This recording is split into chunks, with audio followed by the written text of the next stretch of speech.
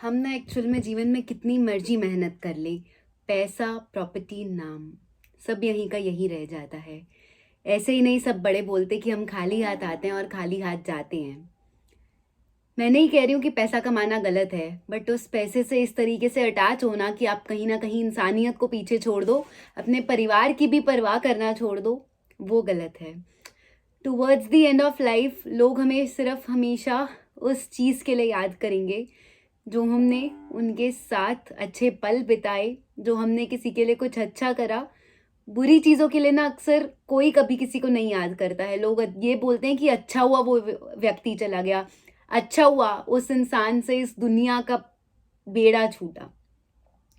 तो अगर आप चाहते हैं आपकी फैमिली आपको हमेशा अच्छे के लिए याद करे, अगर आप चाहते हैं आप फैमिली के लिए एक लेगेसी का प्रोटेक्शन, एक सिक्योर फाइनेंशियल फ्यूचर और एक प्यार भरा जीवन छोड़ कर जाएं, क्योंकि जीवन का अंत होना सबसे बड़ा सत्य है और इससे भागना सबसे बड़ी नासमझी। तो अपनी फैमिली के लिए लाइफ इंश्योरेंस, सेविंग्स और फाइनेंशियल प्रोटेक्शन का ज़रूर एक ऐसा मेल जोल बनाकर, एक प्यारा सा सुरक्षा कवच बनाकर जाएं, ताकि उन्हें कभी कम से कम किसी और के आगे आर्थिक रूप में हाथ ना फैलाना पड़े। जीवन के चक्रों में हाथ बांट कर, एक दूसरे का साथ निभाकर अगर प्यार से जीवन निकल जाए, चाहे स्ट्रगल्स हो चाहे अच्छा समय हो, तो ही जीवन अच्छा रहता है। But when it comes to being financially often, तो कोई भी फैमिली नहीं चाहती है कि उनकी ब्रेड अर्नर के जाने के बाद उस घर में ऐसा टाइम आ जाए कि खाने की भी परेशानी शुरू हो जाए।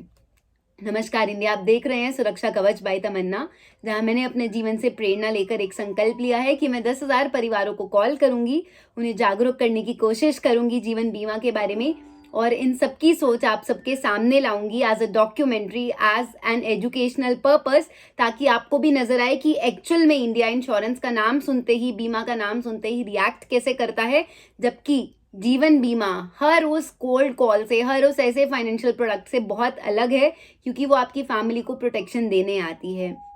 एंड ये बातें फैक्टलेस नहीं है, गवर्नमेंट के डाटा भी यही बोलते हैं। गवर्नमेंट का डाटा बेस भी क्लियरली ये डिफाइन करता है कि एक्चुअल में इंडिया का इंश्योरेंस पेनिट्रेशन जीडीपी का सिर्फ 3 to 4% है, वेयर एज बाकी डेवलप्ड कंट्रीज में कम से कम 7 to 8% है। And along with it India में अभी भी 83 से 85% का लाइफ इंश्योरेंस का गैप है। लोग अभी भी, लोगों के परिवार फाइनेंशियली रूप से सुरक्षित नहीं है, फाइनेंशियल पीस बहुत सारे लोगों के पास नहीं है, और जबकि सिर्फ एक फाइनेंशियल लिटरेसी की अवेयरनेस की कमी चल रही है। फाइनेंशियल एजुकेशन में लाइफ इंश्योरेंस को उस तरीके से कभी लोगों को समझाया ही नहीं गया है कि परिवार ये समझे कि ये प्यार और रिस्पॉन्सिबिलिटी का सबसे बड़ा, सबसे प्यारा, अनमोल गिफ्ट है। तो मैं ना कॉल्स करती हूँ, और एक्चुअल में जिस तरीके से लोग इसको कोल्ड कॉलिंग बोलते हैं, ये कुछ उस तरीके का है, बट मैं ये डॉक्यूमेंट्री के रूप में आपके सामने रखना चाहती हूँ, क्योंकि जीवन बीमा is not a mere financial product, it's not a mere exchange of premium for financial peace, but it's eventually a responsibility dipped in love, filled for your families that time where you will no longer be there with them. तो कल हमें call number 260 वाले जो व्यक्ति हैं, उन्होंने बोला था 2 बजे कॉल कर लेना। मैंने एग्जैक्ट 2:05 पर कॉल किया था, but there was no response. एक बार दोबारा करके देखते हैं, ताकि आपको भी समझ आए। जो अक्सर ये बोल देते हैं ना कि कल इतने बजे कॉल कर लेना, आप मेरी उस सोच से थोड़ा सा रिलेट कर पाए। अगर आप एक बीमा सलाहकार हैं, आप तो भी समझेंगे। अगर आप एक नॉर्मल ह्यूमन हैं, किसी भी आम परिवार से हैं, या ऐसा सोच रहे हैं अपने पेरेंट्स के कहने पर, जो आपके पेरेंट्स अगर इंश्योरेंस कंपनीज में काम करते हैं, कि किस तरीके से लोग इंश्योरेंस की बात सुनने पर सामने वाले का मजाक उड़ाने को तैयार हो जाते हैं, और सबसे पहले उनका नंबर सेव करके उन्हें ह्यूमिलिएशन के चक्कर में झूठे लारे लगाकर फोन करके, उनसे फोन पे बात करके उन्हें अपने पीछे पीछे घुमाते रहते हैं। जबकि the thing is, this is for your family, not for the insurance adviser. तो मैंने एक बार दोबारा कॉल करके देखते हैं पहले।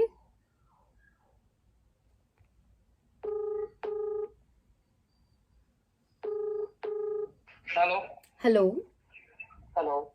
जी, गुड इवनिंग सर। सर, मैं तमन्ना बात कर रही हूँ, मैंने आपको कल भी कॉल किया था।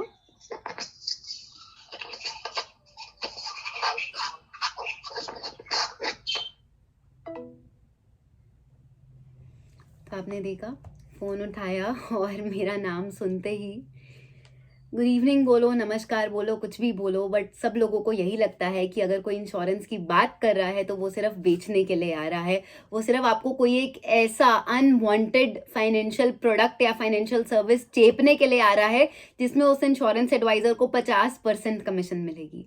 बट इन रियलिटी अगर आप इंटरनेट पे जाके सर्च करेंगे कि एक इंश्योरेंस एडवाइज़र की क्या कमीशन है, आपको समझ आएगा कि सिर्फ 10 से 15% की कमीशन होती है, और वो भी इतनी ज़्यादा ह्यूमिलिएशन सहने के बाद।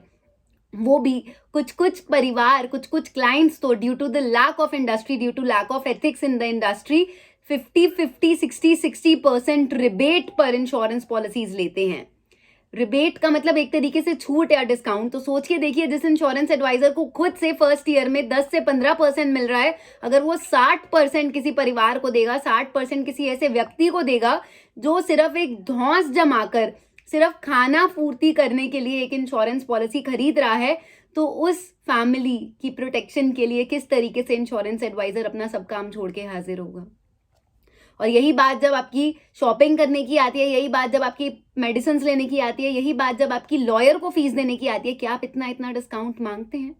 आप उस टाइम सिर्फ ये बोल रहे होते हैं कि किसी तरीके हमें इस केस से बचा लो। आप सिर्फ ये बोल रहे होते हैं कि शॉपिंग है, मन कर रहा है, मूड रिलैक्स करना है तो खर्च लो जितने पैसे हैं, चाहे ईएमआई बनवा लेना। और यही जब बात आ जाती है आपकी फैमिली के किसी मेंबर को बचाने की, दवाइयों पर, डॉक्टर्स पर, आप सच में जितना वो पैसा बोले उतना खर्चने को तैयार हो जाते हैं। जितने वो टेस्ट बोले, जितनी बार वो टेस्ट बोले, आप वो भी करवाने को तैयार हो जाते हैं। There is no if and no but वहीं जब बात इंश्योरेंस एडवाइजर को कमीशन देने की आती है, लोग ये समझते हैं कि इसकी कमीशन खाना तो हमारा हक है, ये कर ही क्या रहा है, पीछे ही तो पड़ रहा है, इंश्योरेंस पॉलिसी ही तो है, तो कोई बात नहीं, 60% रिबेट मांग लेते हैं। कई कई जगह तो ये भी देखा जाता है कि in fact 100% of the premium is paid by an insurance adviser. तो सोचकर देखिए, अगर कोई नया बच्चा, कोई नया व्यक्ति इस लाइन में आना चाहता है, इस इंडस्ट्री का एक पार्ट बनना चाहता है, जिसकी इंटेंशंस बिल्कुल क्लियर हैं, जो किसी पर्सनल स्टोरी से मोटिवेटेड है, हाउ विल दैट चाइल्ड और how will that young person will get to see the reality of this industry in real life। तो आप सबसे मेरी एक छोटी सी रिक्वेस्ट है, कम से कम कुछ और ना सही तो किसी इंश्योरेंस एडवाइजर को बुरे तरीके से ट्रीट मत करें। और जिस तरीके से आप डॉक्टर से जाके डिस्काउंट्स की बात नहीं करते हैं ना, उसी तरीके से आपके पास कहीं कोई राइट नहीं है इंश्योरेंस एडवाइजर से डिस्काउंट्स की बात करने का। ठीक है, अगर मान के चलो 20 लाख इंश्योरेंस एडवाइजर्स हैं ऑल ओवर इंडिया, कुछ एडवाइजर्स ऐसे होंगे जो सिर्फ ब्लैक मनी को वाइट करने के चक्कर में, कुछ एडवाइजर्स ऐसे होंगे जो सिर्फ मनी रोटेशन के लिए या सिर्फ कॉम्पिटिशन्स और ट्रिप्स पूरे करने के लिए अपना ही पैसा लगाकर इंश्योरेंस कंपनीज में एमडीआरटीज क्लियर करते हैं, अपने टारगेट्स अचीव करते हैं। But just because of few those insurance advisors who are actually not interested in doing this seva from heartfelt motivation and intention, उनकी वजह से बाकी इंश्योरेंस एडवाइजर्स जो सच में दिल से काम करना चाहते हैं, why should they suffer?